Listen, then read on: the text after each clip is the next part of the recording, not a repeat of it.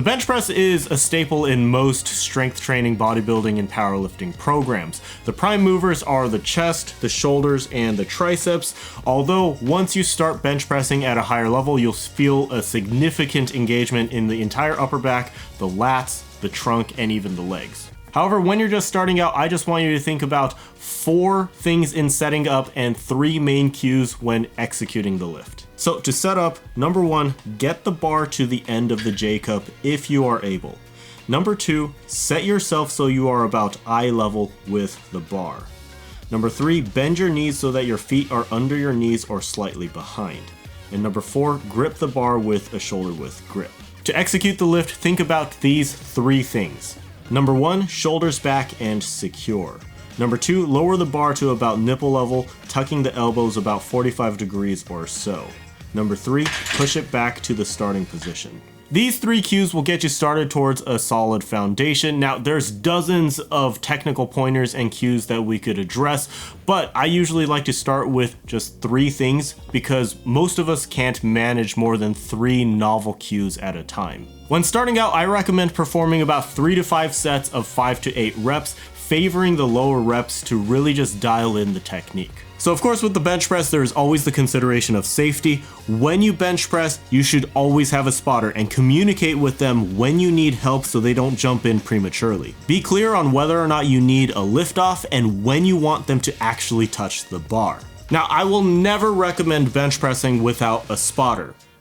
However, if you find yourself in that situation, I recommend never using clips on the bar. If you fail the lift with clips on the bar, you're essentially stapled to the bench, and the chances of you escaping with your life and your ego intact are very low. If you fail without the clips on, all you really have to do is rock the bar back and forth, the plates will slide off, and only your ego is damaged. Now for those looking for a more technical breakdown of the lift, let's get into that. First, set up using the guidelines from earlier. Set the bar at the end of the J cups. Set yourself so you are about eye level with the bar. Set your feet under or slightly behind your knees. Engage your abs and have a slight arch in the low back.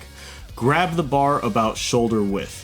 Your grip width will depend on your build and your goals. Grip the bar tight with a fully thumbed grip with the bar going across the lower half of the hypothene or eminence. Pull your shoulders back. You don't need to force them downwards. Unrack the bar by pulling the bar with your lats or have someone give you a lift off. Build tension in the lats by externally rotating at the shoulders as if you're trying to point your elbows down and bend the bar into a lowercase n. Take a breath, brace your entire body, and initiate the lowering phase as if you're trying to pull the bar down towards your chest, tucking your elbows towards your sides. Lower to about nipple level or slightly lower. If your shoulders have the flexibility, lower the bar all the way down to the chest. Do not relax at the bottom. To initiate the concentric phase of the lift, press the bar back towards the starting position while simultaneously driving your feet down into the floor and away from you. Your feet shouldn't actually move from the leg drive. The elbows will slightly flare out. Lock out the elbows at the top. Alright guys, thanks so much for watching. Hope you found this video helpful. If you have any questions about the bench press, leave them down in the comments below. If you have any pointers for my technique, leave them down in the comments below as well, because I believe that we could always improve on our technique.